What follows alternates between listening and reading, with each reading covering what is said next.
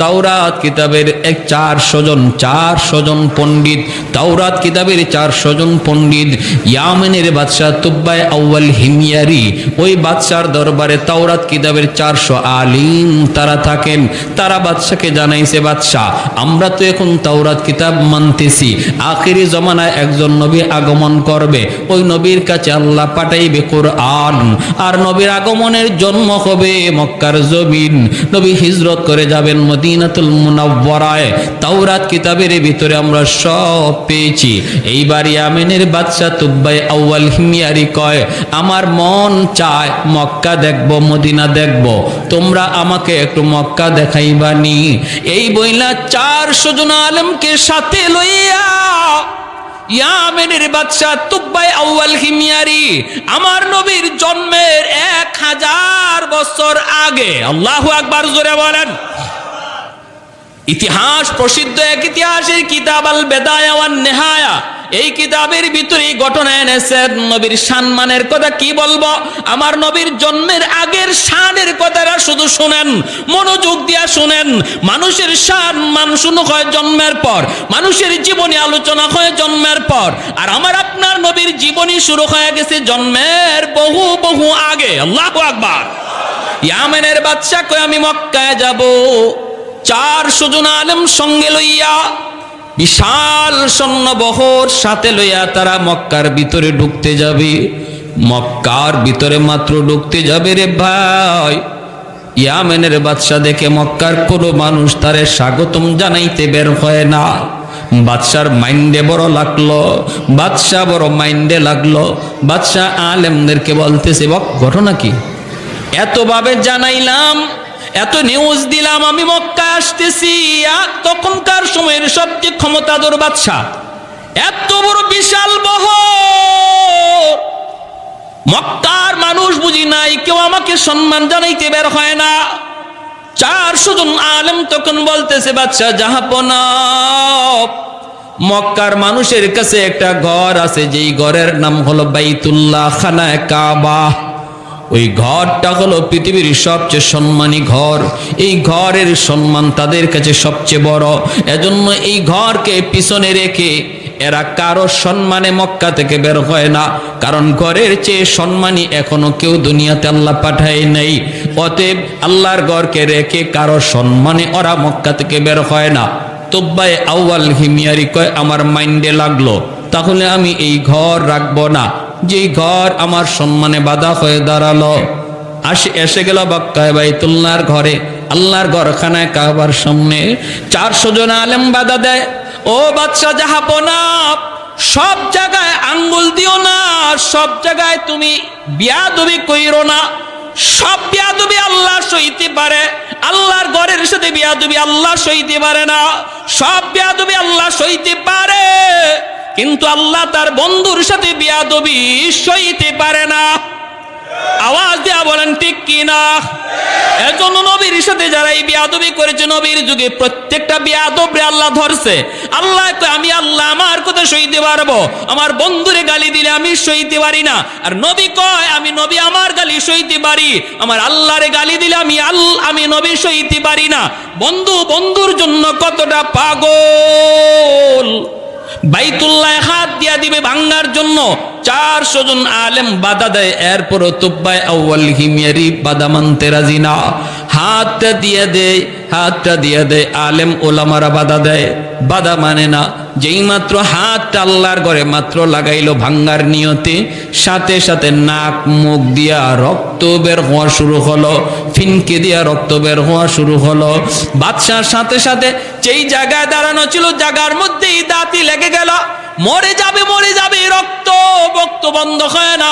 এইবার আলেমরা বলতেছে, বাদশাহ বারবার বলেছিলাম বেয়াদবি সব জায়গায় আল্লাহ সহ্য করে না, কেন তুমি এমনটা করতে গেলা? বাদশাহ তখন কয়, আমি মাপ চাই গো, আমাকে মাফ করো, আমি বুঝি নাই। কয়, আল্লাহর ঘর ধরে আবার তুমি মাপ চাও? যেই মাত্র আল্লাহর ঘর ধরে আবার মাপ চাইছে, মালিক আমি ভুল করে ফেলেছি, আল্লাহর সাথে সাথে তওবা কবুল করে তারে সুস্থ বানায় দিছে। বলুন তো, সুস্থতার চাবিকাঠি কার হাতে? আরো জোরে বলেন না, কার হাতে? এই ইয়াকিন আছে তো? হ্যাঁ, সাবধান, এটা মনে রাখবেন না ওই জায়গার পানি গায়ে লাগাইলে সুস্থ হয়ে যাবেন, অমুকে ফু দিলে পরে আপনি সুস্থ হয়ে যাইবেন, এই ধরনের ইয়াকিন রাখা যাবে না। সুস্থতার মালিক কে? আল্লাহ। এখন বাদশাহ কয়, যেই ঘর এত দামি ঘর, এই ঘরে আমি একটা খেদমত করব। তারা কয় কি খেদমত? কয় আমি আল্লাহর ঘরের গিলাফ লাগায় দিব। আমার নবীর জন্মের 1000 বছর আগে আল্লাহর ঘর খানায় কাবার গিলাফ লাগাইল যে ব্যক্তি, সে হলো ইয়ামেনের বাদশাহ তুব্বাই আউয়াল হিময়ারি। কে উল্লেখ করেছেন? প্রসিদ্ধ ইতিহাসবিদ আল বেদায়া ওয়ান নেহায়া কিতাবের ভিতরে। এই আল্লাহর ঘরে গিলাফ লাগানো হলো। আজও আল্লাহর ঘরে গিলাফ আছে, পরিবর্তন হয়, বদলানো হয়, কিন্তু সিস্টেম ও তখন থেকে শুরু হয়েছে। এরপরে উলামায়ে কেরাম বলতেছে, আর একটু সফর করবেন? আর একটু সফর করব, আমি মক্কার আশপাশ দেখব। ঘুরতেছে ঘুরতেছে ঘুরতেছে, একটা রাস্তার কিনারা একটা রাস্তা দিয়ে তারা হাঁটতেছে। এইবার রাস্তাটা যাওয়া মাত্রই দেখা যায় 400 জন আলেম একজন আরেকজনকে লক্ষ্য করে বলতেছে, দোস্ত, ও দোস্ত, রাস্তার কন্ডিশন দেখে মনে হয় এই রাস্তাটা বুঝি আমরা ভালো করে চিনি। রাস্তার বিবরণ তাওরাত কিতাবের মধ্যে এসেছি। কোন রাস্তা? কয় নবীজি যেই রাত্রে মক্কা থেকে মদিনায় হিজরত করবেন যেই রাস্তা দিয়া, এই রাস্তাটা কেমন হবে, কন্ডিশন কেমন হবে, ওই রাস্তার বিবরণ আল্লাহ তাওরাত কিতাবে উল্লেখ করেছেন। শুধু আমার নবীর কথা তাওরাতে না, নবী যে রাস্তা দিয়া হিজরত করে মদিনায় যাবেন ওই রাস্তাটা কেমন হবে, এই কথাগুলিও আল্লাহ তাওরাত কিতাবে উল্লেখ করেছে। 400 জন আলেম একজন আরেকজন কয়, দোস্ত, এ দোস্ত, একটু দেখ, তাকায় দেখ, কিতাবের সাথে মিলে কিনা। কয় 100% মিলে গেছে, এই সেই রাস্তা, হিজরতের রাস্তা।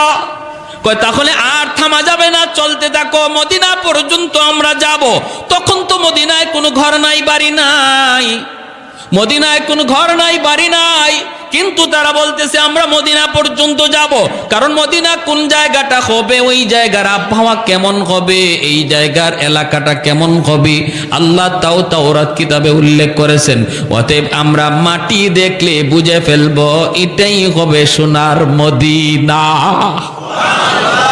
যাইতেছেন যাইতেছেন, সোনার মদিনায় যাইয়াই 400 জন তাওরাতের আলেম ডানে বামে তাকায়, পাহাড় পর্বত দেখে জমিনের পরীক্ষা করে সবাই শুকরিয়া তান আল্লাহর কদমে সেজদায় পড়ে গেছে। বাদশা বলতেছে, উলামায়ে কেরাম আমাকে একটু খুলে বলো না কি হয়েছে? কয় শুকরান শুকরান, আলহামদুলিল্লাহ, আমরা মদিনাতুল মুনাওয়ারার সংবাদ পেয়ে গেছি, সন্ধান পেয়ে গেছি। কয় কোন জায়গা? কয় যেখানে আপনি আমি দাঁড়ায় আছি গো বাদশাহ, এই জায়গায় হবে সোনার মদিনা, যেখানে আখিরি নবী চিরনিদ্রায় শুয়ে থাকবেন। মক্কার আপন মানুষগুলি নবীকে মক্কায় থাকতে দিবে না, রক্তের মানুষগুলো আমার নবীকে পিটায় রক্তাক্ত করবে। সেই নবী চোখের পানি মুইসা মুইসা মদিনার দিকে হিজরত করবে, আর এই হবে সেই সোনার মদিনা। এখানেই বসতি গড়ে উঠবে, এখানেই নবী শুয়ে থাকবে। এই কথা বলা মাত্র উলামায়ে কেরাম কান্দে আর কয়, বাদশা জাহাপনা, আপনি আপনার ইয়ামিন চলে যান, আপনার সৈন্য সামন্ত লয়ে আপনি ইয়ামিন চলে যান। কিন্তু আমরা সিদ্ধান্ত নিয়েছি, মদিনার সংবাদ যেহেতু পেয়ে গেছি, সন্ধান যেহেতু পেয়ে গেছি, আমরা বাকি জীবন এই জায়গায় কাটায় দিব। এখানেই যেন আমাদের মরণ হয়, এখানেই যেন আমাদের কবর হয়, আমাদের কবরের পাশ দিয়ে যেন রহমতের নবী হাঁটা চলা করে, আমার নবী রহমতের নবীর পায়ের ধুলায় যেন আমরা কবরে শান্তি পাই। যেরকম সুবহানাল্লাহ। এ ভাই, একটু মনোযোগ দিয়ে শোনো রে নবীর আশিক, একটু তোমার আমার নবীর শান মানের কথাগুলি একটু শোনো। আমি তো শুধু শানের কথাগুলা বলতেছি, আমার নবী এখনো আসেনি নাই দুনিয়ায়। দুনিয়া আসার আগে নবীর শান কি ছিল ওই কথাগুলি শুধু একটু বলতেছি, মনোযোগ দিয়ে শোনো। আজকে কার প্রেমে পাগল হয়েছো তুমি? কোন খেলোয়াড়ের প্রেমে পাগল হয়েছো? কোন মানুষের প্রেমে পাগল হয়েছো? পাগল যদি হওয়ার কথা, মহব্বত যদি তোমার করার কথা, ইশক ভালোবাসা যদি তোমার অন্তরে নেওয়ার কথা, তিনি হবেন তোমার নবী, তোমার কান্ডারি নবী, নবী মুহাম্মাদুর রাসূলুল্লাহ সাল্লাল্লাহু আলাইহি ওয়াসাল্লাম। উলামায়ে কেরাম কই, বাদশা আপনি চলে যান, আমরা ইয়ামেন ফিরে যাব না, আমরা মদিনাতে আমাদের কবর বানাতে চাই, মদিনা যেন আমাদের কবর হয়। বাদশা বলতেছে, আমারও তো মন চায় আমার কবরটাও মদিনায় হোক, কিন্তু আমি তো ইয়ামেনের বাদশা, আমি যদি বাদশাহী যদি আমাকে ছাড়তেও হয়, কাউকে বুঝাইতে হবে, কি করব? আমি ইয়ামেন চলে যাই, তোমরা এখানে থাকো, আমি তোমাদের জন্য 400টা ঘর বানিয়ে দিয়ে যাই। বাদশাহ 400 জন আলেমের জন্য 400টা ঘর বানিয়ে দিল। একটা ঘর বাদশাহ আলাদা করে বানাইতেছে মনের মাধুরী দিয়া, এত সুন্দর করে বাদশাহ একটা ঘর বানাইতেছে। 400 জন আলেম ডাক দেয়া কই, বাদশাহ যাবো না, এই ঘরটা তুমি কার জন্য বানাও? এই ঘর তুমি কার জন্য বানাও? বাদশাহ চোখের পানি মুছে আর কয়, আমার রহমতের নবী যখন মক্কা থেকে মদিনায় হিজরত করবে, মদিনায় তোর কোনো বাবা থাকবে না, তার কোনো ভাই বোনাপন বলতে কেউ থাকবে না, মদিনায় তার কোনো ঘর থাকবে না, বাড়ি থাকবে না। মায়ার নবীর জন্য আমি তার জন্মের 1000 বছর আগে মদিনায় ঘর বানায়া দিয়া গেলাম, যেন হিজরত করে আমার নবী মদিনা আসার পর কারো বাড়িতে যাইতে না হয়, কারো ঘরে ঢুকতে না হয়, নবী যেন নিজের ঘরে ঢুকতে পারে। এই ঘরটা মনের মাধুরী দিয়া বাদশা বানায় দেয়, আর ঘরটা তালা দিয়া চাবিটা আমির সাহেবের হাতে বুঝায় দেয়। বাদশা কান্দে, আমির সাহেব চাবিটা হাতে নেন, আপনার মৃত্যুর আগে আপনি আপনার চাবিটা আপনার ছেলেরে বুঝায় যাবেন, ছেলেরে বলবেন সে যেন তার ছেলের হাতে বুঝায় দিয়ে যায়, তারে বলবেন সে যেন বুঝায় যায়। এইভাবে এই চাবির প্রকৃত মালিক হলেন রহমতের নবী, মায়ার নবী। আর আমার একটা চিঠি, আমি চিঠিটাও দিয়া গেলাম, চিঠিটাও আমানত হিসাবে রাখবা, আমার নবীর হাতে যেন চিঠিটা যায় পৌঁছে। আমি সব চিঠি আর চাবি হাতে রাখলো। এ ভাই, আমার নবী 1000 বছর পরে নবী দুনিয়া আসলেন, নবী আস্তে আস্তে বড় হলেন, এরপরে নবী দাওয়াত দিলেন মক্কার মানুষগুলিকে, তারা কিছু মানলো কিছু মানলো না, নবীকে মক্কায় থাকতে দিল না, বের করে দিল। আমার নবী রাতের অন্ধকারে মক্কা ছেড়ে বের হয়ে চলে আসতেছেন। মক্কার কাছাকাছি আইসা নবী মক্কার দিকে তাকায় চোখের পানি ঝরায় নবী কান্দে আর কয়, এরে মক্কা, আমি তোমার কুলে ছোট থেকে বড় হয়েছি, আমি তোমার মাটিতে কত দৌড়াদৌড়ি করেছি, কত খেলাধুলা করেছি, আজকে আমার আপন মানুষগুলা আমাকে আমার জন্মভূমিতে থাকতে দিল না, আমার মায়ার মানুষগুলা, আমার রক্তের মানুষগুলা আমার মায়ার দেশে আমাকে থাকতে দিল না। নবী যখন চোখের পানি জোরে জোরে কান্দে, আল্লাহ পাক জিব্রাইলকে পাঠায় দিছে, জিব্রাইল আমার বন্ধুরে যা বলো আর যেন না কান্দে, আমি আল্লাহ সইতে পারি না। আমার বন্ধুরে যা বলো, আমি আল্লাহ ওয়াদা দিলাম জন্মভূমির দিকে তাকায় যেন বন্ধু চোখের পানি না জড়ায়। আমি জানি তার দেশের প্রতি, জন্মভূমির প্রতি বন্ধুর মায়া লাগতেছে, যায় তুমি সুসংবাদ দাও, অল্প দিনের ভিতরে আমি মদিনা থেকে আবার তার জন্মভূমিতে তারে ফিরাইয়া দিব। যায় বলো বন্ধু যেন না কাঁদে, তার চোখের পানি আমি আল্লাহ সইতে পারি না। আল্লাহ নবী রহমতের নবী মক্কা আসলেন, নবীজি কুবা এলাকায় সর্বপ্রথম অবস্থান করলেন। এখন যে মসজিদে কুবা, এখানে নবী সর্বপ্রথম মসজিদ বানাইলেন।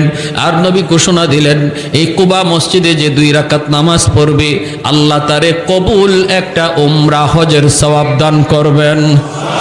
এই কুবা এলাকাটা হলো আমার নবীর বাবা আব্দুল্লাহর নানার বাড়ি।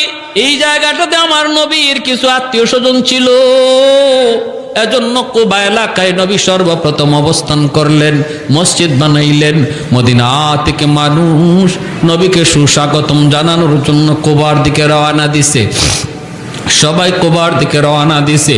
এইদিকে ওই আমির সাহেবের হাতে ইয়ামেনের বাদশার দেওয়া যে চিঠি আর চাবি ছিল, এই চিঠি আর চাবি আমানত হিসাবে আস্তে আস্তে হাত পর হাত, এক হাত থেকে আরেক হাত হইতে হইতে সর্বশেষ আমির সাহেবের বংশের যেই লোকটার কাছে সর্বশেষ এই চিঠি আর চাবি এসে পৌঁছল, তার নাম হলো আবু আইয়ুব আনসারী রাদিয়াল্লাহু আনহু। সর্বশেষ এই চিঠি আর চাবি হযরত আবু আইয়ুব আনসারী রাদিয়াল্লাহু তাআলা আনহুর হাতে এই চিঠি আর চাবি এসে পৌঁছলো। মদিনার মানুষজন কুবার দিকে যায়, মানুষেরা কয় আবু আইয়ুব তুমি কি যাইবা না নবীকে আগে আনতে? আবু আইয়ুব আনসারী কয় তোমরা যাও, আমি একটা ঘর মোছামুছি করতেছি, পরিষ্কার করতেছি। বলি ঘর কার ঘর? কয় বুঝবা সব পরে সব তোমরা জানবা, তোমরা যাও। আমার মন বলে তোমরা নবীকে যে খুঁজে তালাশ করো, আর আমার নবী আমাকে খুঁজতে এখানে আসবে। আমার মন বলে মায়ার নবী আমাকে খুঁজতে এখানে আসবে, কারণ আমার আল্লাহ অবশ্যই তার বন্ধুকে জানায় দিছে, বন্ধু তোমার ঘর রেডি আছে, এখন ওই ঘরের তালা কেউ খুলে না, সবার আগে তুমি যায় তালা খুলবা। আল্লাহ নবী রহমতের নবীর কাছে মদিনার মানুষজন যা বলতেছে, নবী গো আমার বাড়িতে আপনি আগে উঠুন। ওগো নবী আমার অতটা বাড়ি আছে, এতটা ঘর আছে, থাকার কোনো সমস্যা নাই। আল্লাহ নবীকে যার যার বাড়িতে নেওয়ার জন্য সবাই পাগল পারা হয়ে গেল। মায়ার নবী দয়ার নবী তখন বলতেছেন আমি কার বাড়িতে থাকবো, কার বাড়িতে উঠবো আমি জানি না, আমি কোথায় যাব এটা জানেন আমার আল্লাহ জানে। আমার উটনি, আমি যেই উটের উপরে সওয়ার হয়েছে এই উট জানে আমার ঠিকানা কোথায় হবে। আল্লাহু আকবার। कौनैन मुख्तार खुदा तुमको बनाया, कौनैन मुख्तार खुदा तुमको बनाया, उम्मत का निगाहबान खुदा तुमको बनाया, उम्मत का निगाहबान खुदा तुमको बनाया, मौला मेरा आका मेरा रहमत की नबी है, ताजदार मदीना है तुम्हारे अरबी है, ताजदार मदीना है तुम्हारे अरबी है, अशजार ने देते हैं नबूवत के शहादत, तशकीक कमर में है तो अंगुल की इशारात। আমার নবীর আঙ্গুলের ইশারায় চাঁদ দুই টুকরা ওইসেনি না ওইসে না। ভাইরা আমার এজন্য বলতেছিলাম আল্লাহ নবী বলতেছে আমি জানি না কোথায় যাব, কোন দিকে যাব, জানেন আমার আল্লাহ জানে। আমার উটনি মায়ার নবী উটের পিঠে উঠে গেলেন। সাহাবায়ে কেরাম মদিনার মানুষ যাদেরকে আনসার বলা হয়, নবীর সাথে যারা মক্কা থেকে মদিনায় হিজরত করেছে তাদেরকে মুহাজির বলা হয়, আর মদিনার মানুষ যারা নবীকে সাহায্য করেছে তাদেরকে আনসার বলা হয়। আনসার শব্দের অর্থই হলো সাহায্যকারী। তারা সাহায্য করেছেন, জায়গা দিয়েছেন, ঘর দিয়েছেন, টাকা দিয়েছেন, সব দিক দিয়ে সহযোগিতা করেছেন, বিদায় তাদের নাম হলো আনসার। সবাই যায়, যান না শুধু একজন, তিনি কে? আবু আইয়ুব আনসারী। তিনি তো ওই ঘরটা শুধু মুছামুছি করতেছেন, পরিষ্কার করতেছেন। আমার নবীর উটনি একে একে নবীকে নিয়ে চলতে লাগলো। সামনে একজনের বাড়ি পড়ে, ওই বাড়িওয়ালা মনের ভিতরে বড় আশা নিয়ে বসা থাকে, ও মালিক তোমার বন্ধুর উটনিটা যদি আমার বাড়ির সামনে একটু বসতো, হায় রে যদি আমার বাড়ির সামনে উটনিটা একটু বসতো। কিন্তু না, বাড়িটা পাস করে যখন উটনিটা চলে যায় সে নিরাশ হয়ে যায়। সামনের বাড়িওয়ালা বুক ভরা আশা নিয়ে আবার বসা থাকে, মনে হয় আমার বাড়িতে উটনিটা বসবে, তার বাড়িতে উটনিটা বসলো না। আগাইতেছে মক্কা মদিনার অলি গলি দিয়ে উটনিটা যায়, কেউ তারে রাস্তা চিনায় দেওয়া লাগতেছে না, যেন উটনি মদিনার সব রাস্তা চিনে। এইভাবে উটনিটা মায়ার নবীকে নিয়ে ঘুরতে ওই সেই বাড়ি, যেই বাড়ি নবীর জন্মের 1000 বছর আগে ঘর বানায়া গেল, ইয়ামেনের বাদশা তুব্বাই আউয়াল হিময়ারি মসজিদে নববীর পাশে ওই ঘরের সামনে নবীর উটনিটা গেল। ওই জায়গায় আবু আইয়ুব আনসারীর হাতে হলো চিঠি আর চাবি। ওখানে যাইয়া উটনিটা মায়ার নবীকে নিয়ে বসে গেল। আল্লাহু আকবার। আবু আইয়ুব আনসারী আমার নবী, রহমতের নবী, মায়ার নবী ডাক দেয়া বলতেছেন, আবু আইয়ুব কোথায় আমার চিঠি আর চাবি, আমার হাতে দাও। কেউ বলে নাই। ওই সময় মদিনার মানুষ নবীর সাথে হিজরতকারী আবু বকর, কেউ জানে না এই চিঠির ইতিহাস কি, চাবির ইতিহাস কি। আল্লাহ নবী দেয়া বলতেছেন, আবু আইয়ুব কোথায় আমি নবীর চিঠি আর চাবি, তোমার কাছে আমানত, আমার আমানত আমার হাতে বুঝা দাও। আবু আইয়ুব আনসারী চোখের পানিটা মুছে আর কয়, নবী গো, আমি ভালো করে জানতাম গো নবী, আপনাকে আমার আল্লাহ সব জানায় দিবে, আর আপনি ঠিকই আমার খুঁজেই পর্যন্ত পৌঁছে যাবেন। আমি তো কুবা বোঝাইতে পারতাম, যাই নাই। আমি আপনার ঘরটা মোছামুছি করতেছি গো আল্লাহর নবী। মায়ার নবী চিঠিটা আর চাবিটা হাতে নিয়েছেন।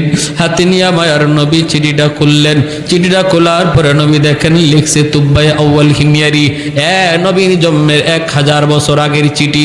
এই চিঠিতে ইয়ামেনের বাদশা লেখছে, ও গো মায়ার নবী, রহমতের নবী, সরওয়ারে দু জাহান, সাইয়্যিদুল মুরসালিন, নবী গো, সফরে বের হয়ে আপনার মদিনাতুল মুনাওয়ারার সন্ধান পেয়ে গেছি। আমার 400 জন আলেম মদিনায় রয়ে গেছি, ওদের কবর হবে আপনার কবরের পাশে।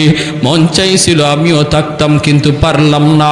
আমি বাদশাহ হয়ে ইয়ামেন ফিরে গেলাম।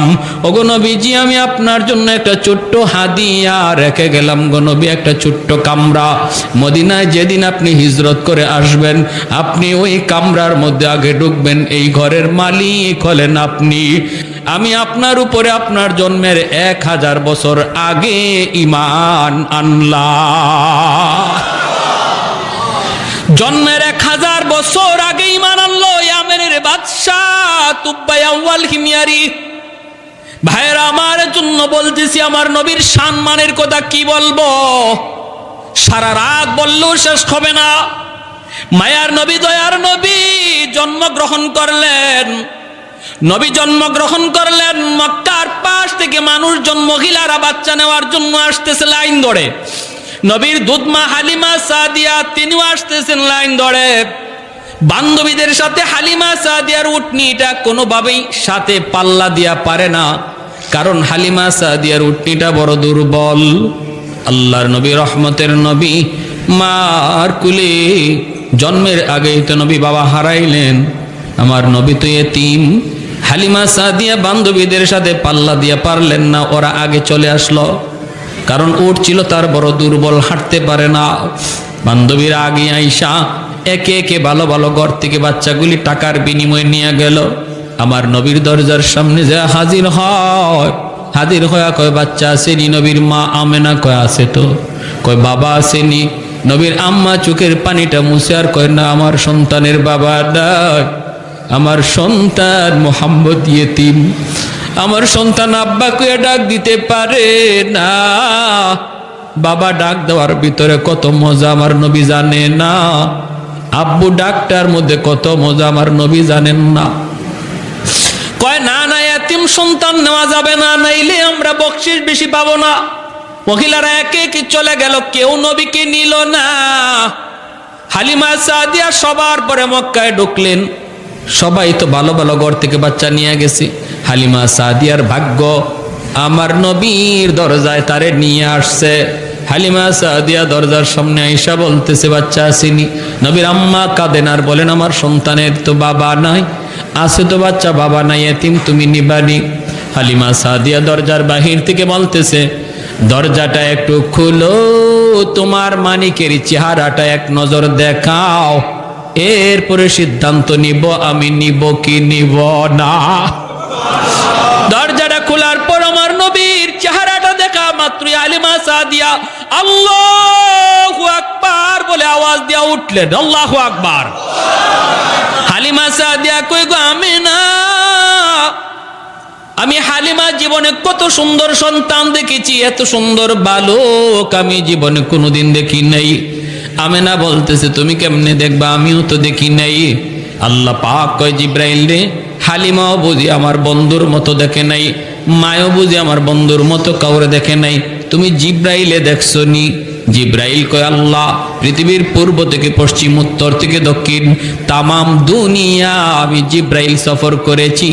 কসম খোদার মালিক, তোমার বন্ধুর মতো দ্বিতীয় আরেকজন সুন্দর আমি পৃথিবীর কোথাও পাই না। আল্লাহ পাক কয় জিব্রাইল তুমি কেমনে দেখবা, আমিনা কেমনে দেখবে, হালিমাও কেমনে দেখবে? আমি আল্লাহ কি বলি শুনো, আমি তো খালিক, আমি তো মালিক, আমি তো মানুষ বানাই। আমি আল্লাহ বলতেছি আমার বন্ধুর মতো দ্বিতীয় আরেকজন পৃথিবীতে আমি অতীতে বানাই নাই, ভবিষ্যতেও বানাবো না। সুবহানাল্লাহ।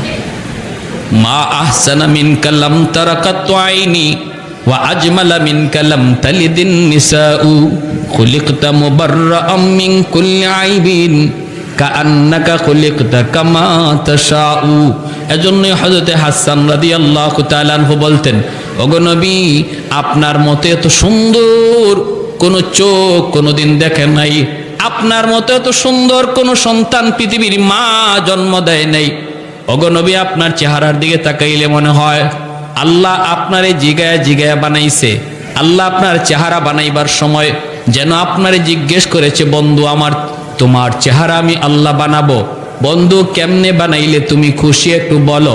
ওগো নবীজি আপনার চোখ বানানোর সময় যেন আল্লাহ আপনাকে জিজ্ঞেস করেছে, বন্ধু কেমন চোখ তোমারে দিলে তুমি খুশি হও।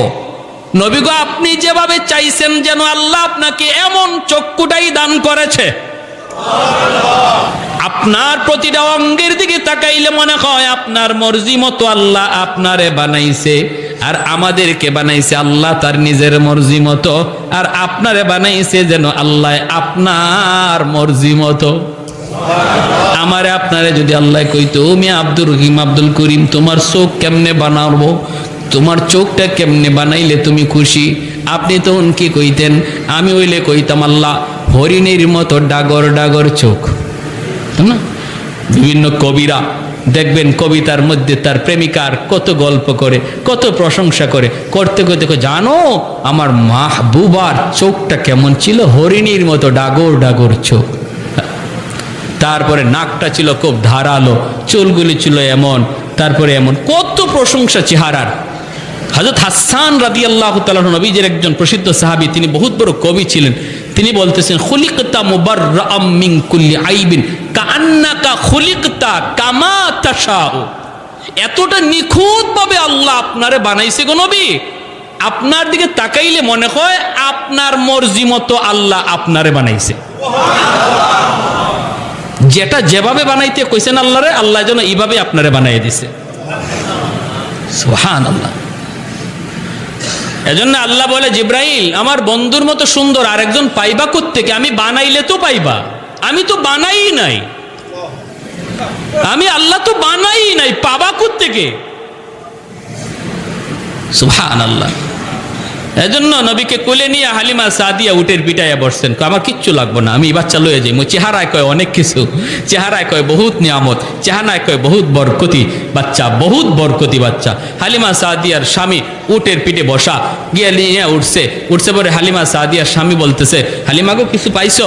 হালিমা সাদিয়া বলতেছেন, স্বামী গো চেহারা দেখো, কিছু না, চেহারায় মনে হয় আমরা সব পায়া গেছি, চেহারায় বোঝা যায় আমরা সব পায়া গেছি। আল্লাহ নবীকে কোলে নিয়ে হালিমা সাদিয়া উটের পিছে বসছেন, আর সামনে বসছেন তার স্বামী। এবার স্বামী উটকে পিটাইতেছেন। খাসাইসুল কুবরা নামক কিতাবের ভিতরে লিখেন আল্লামা জালালউদ্দিন সৈয়দী রহমতুল্লাহ আলাইহি, পিঠে চাবুক দিছেন, উঠে চল বাড়ি যাব, বাচ্চা তো পেয়ে গেছে। উট নড়ে না, চড়ে না, লড়েও না, পিঠা খায় উঠে, কথা কয় না, আরো পিঠায় উট নড়ে না, চড়ে না। এইবার হালিমা সাদিয়া অবাক, স্বামী অবাক, ঘটনা কি? উট নড়ে না, চড়ে না, বসছে যে আর উঠেই না। এইবার উট আল্লাহর কাছে তার জবান চায়, জবান উঠে আল্লাহর কাছে জবান চায়, মালিক আমি তো হাইবান, তুমি আমার জবান দেও নাই। এতে আমার কোনো বাধা নাই, আপত্তি নাই, কোনো অভিযোগ নাই। মালিক তোমার মর্জি, কিন্তু আল্লাহ এই মুহূর্তে আমার একটু জবান খুলে দাও, আমি আমার মালিকের সাথে একটু কথা বলবো। কেন আমি উট হাঁটতেছি না, নড়তেছি না? সাথে সাথে আল্লাহ উটের জবান খুলে দিয়েছে। উট ডাক দেয়া কয়, মালিক আমারে যতই মারো, যতই পিটাও, আমি কিন্তু নড়ব না, হাঁটব না।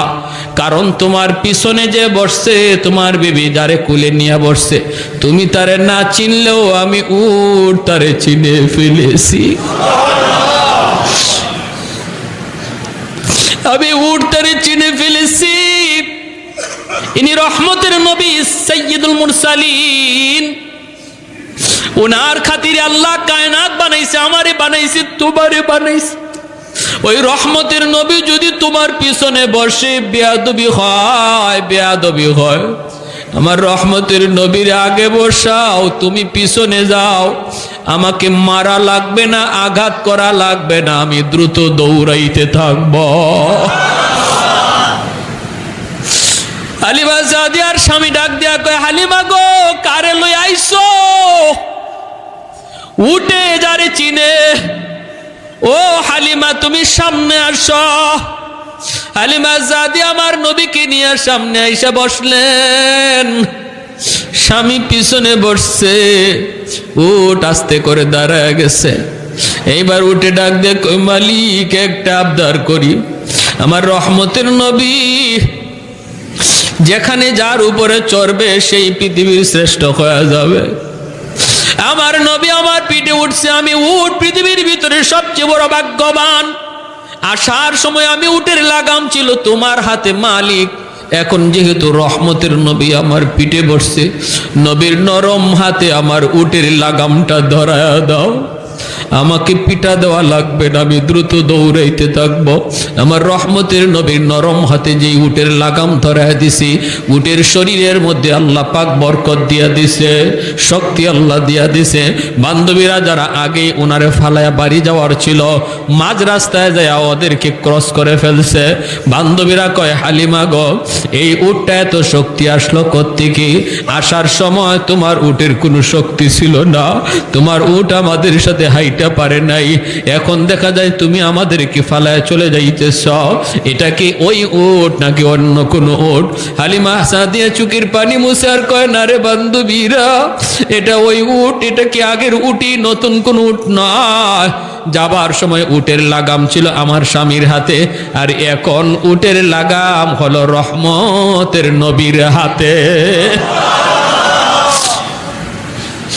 शाफ़िअ रूज़ जज़ा व ज़ा ख़तीबे अम्बिया, शाफ़िअ रूज़ जज़ा व ज़ा ख़तीबे अम्बिया, साहिब हौज़ लिवाज़िल ले खुदा रूज़ अतीद, साहिब हौज़ लिवाज़िल ले खुदा रूज़ अतीद, साहिब असरार ऊना मुझसे अकबर बरमला, इल्मे ऊ अज अव्वलिनो आखिरी अंदर मजीद, रहमतुल्लिल आलमी खंदश खुदावंद करीम, खल्क़ खुल्क़ कौल फ़िअलो हदियो सिमते ऊ हमीद।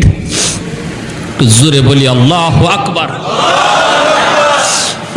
ওই নবী এখনো রওজায় শুয়ে শুয়ে আমার আপনার জন্য আল্লাহর কাছে কাঁদতেছে। উম্মতের প্রতিটা হরকত, প্রতিটা আওয়াজ, প্রতিটা নড়াচড়া, প্রতিটা কাজ, খবরগুলি আল্লাহ ফেরেশতার মাধ্যমে নবীর কাছে পৌঁছাইতেছে। আমরা এখানে বসে আজকে নবীর আলোচনা করতেছি, আল্লাহ ফেরেশতার মাধ্যমে নবীর কাছে পৌঁছাইতেছে। যেরকম সুবহানাল্লাহ। যখনই আল্লাহর নবীর কাছে এই খবর যায়, নবী গো, আপনার উম্মত আপনার আদর্শ ছেড়ে দিছে, আপনার সুন্নত ছেড়ে দিছে, তার চেহারা দেখলে আপনার উম্মত যে বোঝা যায় না, তার কাজ দেখলে আপনার উম্মত যে চেনা যায় না। ওগো নবী, ওরা তো আজকে ইহুদ খ্রিস্টানদের কালচার নিয়ে নিছে। তখন রহমতের নবী রওজায় শুয়া শুয়া চোখের পানি ঝরায় ঝরায় কান্দে, উম্মত আমি নবী তোমার জন্য উহুদের ময়দানে দান শহীদ করেছিলাম। আমি নবী তোমার জন্যই আবু জাহেলের হাতে আঘাত খেয়ে রক্ত ঝরাইছিলাম। আমি নবী তোমার জন্যই উহুদের ময়দানে রক্ত ঝরেছিল, তায়েফের জমিনে আমার রক্তে পায়ের জুতা আটকে গেছিল। ও উম্মত, আমি তোমার জন্যই করেছিলাম। আমি নবী যদি চাইতাম, আল্লাহ আমি শান্তি চাই, আল্লাহ আমি ধন দৌলত চাই, আল্লাহ বলে বন্ধু উহুদ পাহাড়টারে স্বর্ণ বানায় তোমার পিছনে ঘুরতে বলবো, তুমি যেদিকে যাবা ওইদিকে তোমার পিছনে স্বর্ণের পাহাড় ঘুরবে, স্বর্ণের পাহাড় ঘুরবে। আমি তো সব কিছুকে লাথি মেরেছি উম্মত তোমার জন্য, তোমার জন্য। আজ সেই উম্মত তুমি বুঝি আজকে আমি নবীর ভুলে গেছো, আমার নবীর আখলাক ভুলে গেছো, আমার আদর্শ ভুলে গেছো। আজকে তোমাকে মসজিদে পাওয়া যায় না, আজ তোমাকে মসজিদে পাওয়া যায় না, ওয়াজ মাহফিলে পাওয়া যায় না, আজ তোমাকে বিভিন্ন গান বাজনার অনুষ্ঠানে পাওয়া যায়। তোমার মুখের দিকে তাকাইলে পরে আমার উম্মত বলে তোমাকে চেনা যায় না। প্যারে হাজিরিন জন্য বলি, যুবক একটু নিজেরে বুঝাও, একটু নিজেরে বুঝাও। কিয়ামতের ময়দানে ওই আমাকে যদি নবীর সামনে দাঁড় করানো হয়, আমার সুরত দেখলে নবী খুশি হবে না লজ্জা পাবে? যদি নবীর সুন্নত না ধরি, নবীর আদর্শ মতো না চলি, আমার নবীর সামনে যখন আমাকে দাঁড় করানো হবে তখন আমার নবী লজ্জা পাবে, কষ্ট পাবে। হায় রে, আমার উম্মতের বুঝি হালত। হাসরের মাঠে নবীর একটা উম্মত এরকমভাবে জাহান্নামের আসামি হয়ে রওনা দিয়া দিছে, জাহান্নামের আসামি হয়ে রওনা দিয়া দিছে। ফেরেশতারা হাত করা পা করা লাগায় নিয়ে যাইতেছে। হযরত আদম আলাইহিস সালামের চেহারাটা হবে সবার চেয়ে উঁচু। আদম আলাইহিস সালাম হাসরবাসী মানুষকে একটা উপরে গাছ যেভাবে নিচের মানুষকে দেখে এরকমভাবে দেখবে। আদম আলাইহিস সালাম দেখতেছে একটা মানুষকে নিয়ে যাইতেছে জাহান্নামের ফেরেশতারা, তার হাত পায়ের অঙ্গগুলা চমকাইতেছিল। তার গুনার কারণেই নিচ্ছে, কিন্তু সে নামাজ পড়তো, অজু করত, আর অজুর কারণে তার অঙ্গগুলা চমকাইতেছিল। আদম আলাইহিস সালাম তখন ডাক দিবে, ইয়া মুহাম্মদ, ইয়া আহমদ, আমার নবীকে ডাক দিবে। নবীজি দৌড়ে আসবে, বাবা আমাকে কেন ডাক দিয়েছেন? আল্লাহ নবীকে আদম আলাইহিস সালাম বলবে, মুহাম্মদ আমার তো মনে হচ্ছে ওই জাহান্নামী আসামিটা তোমার উম্মত, কারণ তার অজুর অঙ্গগুলা চমকাইতেছে। মুহাম্মদ তুমি তাড়াতাড়ি যাও, তারে বাঁচাও। আল্লাহ রাসূল সাল্লাল্লাহু আলাইহি ওয়াসাল্লাম বলেন, তখন আমি কোমরের মধ্যে গামছা দিয়ে একটা বাঁধ দিব, শক্ত করে দ্রুত দৌড় দিতে গেলে মানুষ যাবে প্রস্তুতি নেয়। নবী বলেন আমি কোমরটার একটা বাঁধ দিব, বাঁধ দিয়ে একটা দৌড় দিব, দৌড় দিয়ে ফেরেশতাদেরকে বলবো, ফেরেশতারা থামো, আমার উম্মতের সমস্যাটা কোথায়, অসুবিধাটা কোথায়, আমার একটু দেখায় নাও। ফেরেশতারা থামবে না। ফেরেশতারা বলবে, আমাদের থামার কোনো সুযোগ নাই, আমরা আল্লাহর অবাধ্য হতে পারি না, আমার আল্লাহর আদেশ তারে নিয়ে যাওয়া, আমরা থামতে পারবো না। নবী দৌড়ান, হুচুট খায় নবী পয়রা যান, ওইখান থেকে নবী আবার উঠতে আবার নবী দৌড় দেন, আবার দৌড় দিতে যায় নবী স্পিডে পয়রা যান, আবার নবী উঠে ফেরেশতারা থামো, আমার উম্মতের সমস্যাটা কি, তার অপরাধটাকে আমাকে একটু বুঝায় নাও। দৌড়তে থাকবে। ফেরেশতারা যখন থামতেছি না, তখন আল্লাহর নবী এক জায়গায় বসে নিরাশ হয়ে আরশে আজিমের দিকে তাকায়া চোখের পানিটা ফালাইয়া দেবে, ফালায় বলবে, আল্লাহ তোমার ফেরেশতারা আমার কথা শুনে না, আল্লাহ তোমার ফেরেশতারা আমার কথা শুনে না। যে চোখের পানিটা ফালাইয়া নবী ডাক দিবে, আল্লাহ বলে, ফেরেশতারা যে যেখানে আসো থেমে যাও, পিছনে আমার বন্ধু তোমাদেরকে ডাকতেছে।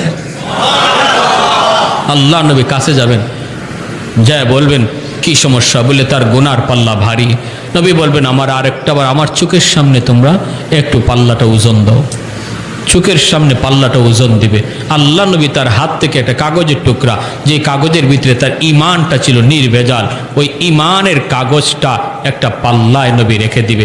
সাথে সাথে গুনার পাল্লা হালকা হয়ে যাবে, নেকির পাল্লা ভারী হয়ে যাবে। এতটা উম্মতের জন্য পাগল যে নবী এখনো রওজায় শুয়া হাসরের মাঠেও শুধু ইয়া উম্মতি উম্মতি করবে। আর কোথায় কোন জায়গায় আমার উম্মত আটকে আছে এই খবর পেয়ে পাগলের মতো দৌড়াবে। সেই নবীর আদর্শ ভুইলা আজকে তুমি কারে ফলো করতেছো, তুমি কারে অনুসরণ করতেছো, কাকে, কার সুরত ধরছো? যুবক, কার সুরত ধরছো একটু বলো। যে নবী বলতেছেন, আমি আমার মাকে পাই নাই, দুধ মাকে পেয়েছি। যে দুধ মার সেবা খেদমত নবী এতটা করলেন, মায়ের খেদমতের এতটা আদেশ দিয়ে গেলেন। আজকে তোমার দ্বারা তোমার মা কষ্ট পায়, তোমার দ্বারা তোমার বাবা কষ্ট পায়, আজকে তোমার দ্বারা তোমার এলাকার মুরব্বী কষ্ট পায়, আজকে তোমার দ্বারা তোমার উস্তাদ কষ্ট পায়। বলো, এই কি তোমার নবীর আখলাক ছিল? এই কি তোমার নবীর আদর্শ ছিল? প্রতি বৎসর রবিউল আউয়াল এসে তোমাকে কি সবক দিয়ে যায়, আমাকে কি সবক দিয়ে যায়? সবক দিয়ে যায় আমার গোটা জিন্দিগিটা যেন নবীর আদর্শে হয়। আমার নামাজের কিবলা হবে বাইতুল্লাহ, আর জীবনের কিবলা হবে মুহাম্মাদুর রাসূলুল্লাহ। নামাজের কিবলা বলেন, আমার সাথে মুখস্থ করেন, নামাজের কিবলা বাইতুল্লাহ, জীবনের কিবলা মুহাম্মাদুর রাসূলুল্লাহ। তার মানে আমার জিন্দিগিতে যা কিছু আমি করব, খাবো এটাও নবীর তরিকায়, ঘুমাবো নবীর তরিকায়, হাঁটবো নবীর তরিকায়, হাসবো নবীর তরিকায়, ব্যবসা করব আমার নবীর তরিকায়, চাকরি করব নবীর তরিকায়, বাবা হিসাবে ঘর শাসন করব নবীর তরিকায়, সন্তান হিসাবে চলবো নবীর তরিকায়। কারণ আমার নবী বাবাও ছিলেন, সন্তানও ছিলেন। এমন কোন পৃথিবীর সেক্টর নাই যে জায়গাটাতে আমার নবীর আখলাক আর আদর্শ খুঁজে পাওয়া যাবে না। তুমি রাখাল হও, সেখানে দেখবা মরুর দুলাল আমার নবী, রহমতের নবী, তিনি ছাগল রাখালি করছেন, তোমার কাছে নবীর আদর্শ রয়েছে। তুমি ব্যবসায়ী হও, দেখবা শাম সিরিয়ার ব্যবসায়ী মুহাম্মদুর রাসূলুল্লাহ তোমার জন্য ব্যবসায় আদর্শ রেখে গেছেন। তুমি চাকুরিজীবী হও, দেখবা আম্মাজান খাদিজাতুল কুবরা রাদিয়াল্লাহু তাআলা আনহার ব্যবসার চাকুরি করেছেন, সেখানে তোমার জন্য আখলাক রেখে গেছেন। তুমি বাবা হও, দেখবা খাতুনে জান্নাত ফাতেমা রাদিয়াল্লাহু তাআলা আনহার বাবা হিসাবে বাবার আদর্শ রেখে গেছেন। তুমি সন্তান হও, দেখবা মুহাম্মদুর রাসূলুল্লাহ আব্দুল্লাহর বেটা হয়া তিনি আদর্শ তোমার জন্য রেখে গেছেন। সমাজের একজন লোক হও, দেখবা হিলফুল ফুজুল নামের সংগঠন তৈরি করে সমাজ সংস্কারের আন্দোলন আমার নবী তোমাকে শিখায় গেছেন। কোথায় তুমি জানতে চাও, কি শিখতে চাও, এমন সেক্টর নাই যেখানে আমার নবীকে খুঁজে পাবা না। তারপরেও পুরা কপাল তোমার আমার, পুরা কপাল তোমার আমার। যদি আমরা এই জায়গা ভুলে থাকি, এই সমস্ত দিক থেকে নিজে অবহেলায় থাকি, এটা আমার কপাল পড়লো, আর কেউর কপাল পড়লো না, আমি নিজেই কপাল পুরা হলাম। আল্লাহ আমাদের সবাইকে এই মাসকে সামনে রেখে গোটা জিন্দিগিটা, বিশেষ করে আজকে যদি এতটুকু আদা করি যে আমি আমার নবীর জীবনের সবচেয়ে বড় আদত যেটা 5 ওয়াক্ত নামাজ জামাতে পড়া, যে নবী অসুস্থ হয়েও মসজিদে জামাতে এসেছেন সাহাবীদের কাঁধে ভর দিয়া, আমরা যারা আজকে এখানে বসলাম এতটুকু সবক যদি এখান থেকে নেই, হুজুর নিয়ত করলাম মৌতের আগ পর্যন্ত আমার নবীর কলিজা আর ব্যথা দেব না, আমি কষ্ট হলো মসজিদে জামাতে আসব, জামাতটা সাল্লে আমার নবীর কলিজায় ব্যথা পায়। নবী যখন দেখছেন হুজরা থেকে আবু বকর সিদ্দিকের ইমামতিতে নামাজ চলছে, জামাত চলছে, হুজরা থেকে নবীজি তাকায় মুস্কি হাসছেন আর বলছেন, আল্লাহ তুমি আমার উম্মতকে কবুল করো, আমার উম্মতের গোটা জিন্দিগি যেন এইভাবে নামাজের কাতারে কেটে যায়। জোরে কোন সুবহানাল্লাহ। কারা কারা নিয়ত করতে পারি 5 ওয়াক্ত জামাতে পড়ার? আল্লাহ প্রতিটা হাতকে তুমি কবুল করো। আর যাদের বাপ মা আছে আল্লাহ যেন বাপ মার সেবা করে আমরা চলতে পারি, মা বাবার কলিজায় যেন ব্যথা না দিই। আয় আল্লাহ মুরব্বিদের সাথে যেন আমরা বেয়াদবি না করি। আল্লাহ আমাদের প্রত্যেকটা হাতকে কবুল করো। জোরে কোন আমিন। ওয়া আখির দাওয়ানা আনিল হামদুলিল্লাহি রাব্বিল আলামিন।